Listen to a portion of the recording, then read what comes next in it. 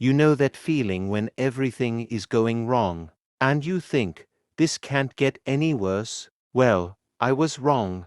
It could, and it did, because that's the day our dog stole the Christmas chicken. Let me explain. It all started on Christmas Eve.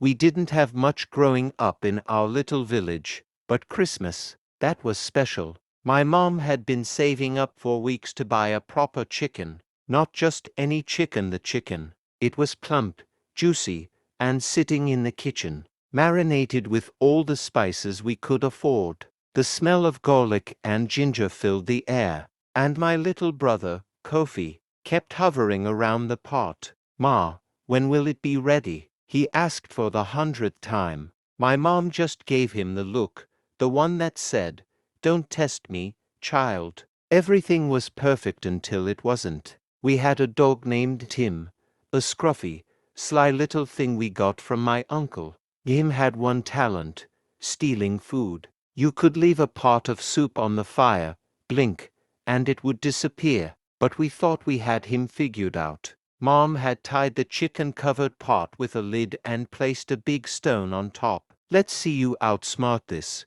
she muttered. Well, NTIM accepted the challenge. At some point, I went outside to fetch water. That's when I heard a loud crash from the kitchen. I ran back in, and there he was, the little thief, dragging the chicken by the leg. "Him?" I screamed. The dog didn't even flinch. He bolted through the open door, chicken in his mouth, like he was being chased by demons. My mom came running. "What happened?" she yelled. "Him took the chicken." What? By this time, the whole family was in chaos. Kofi grabbed a stick and started chasing the dog. My older sister, Arbor, stood there laughing until she cried.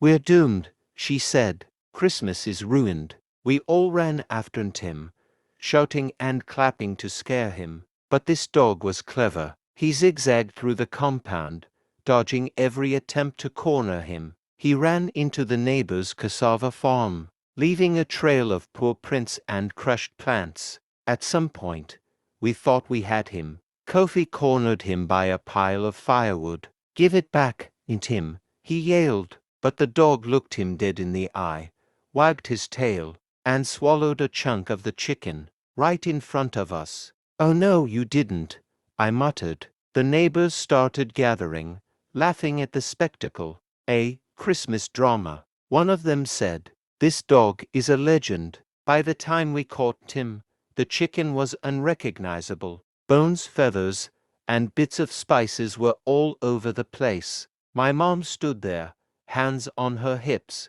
staring at the mess. "This dog," she said, shaking her head, "is an agent of poverty." That night, we ate rice and beans for Christmas. No chicken, just beans. Kofi wouldn't stop sulking, but Abba kept making jokes about how NTIM had the best Christmas feast of all of us. As for NTIM, he sat in the corner, licking his paws, looking as guilty. But that was the funniest Christmas ever.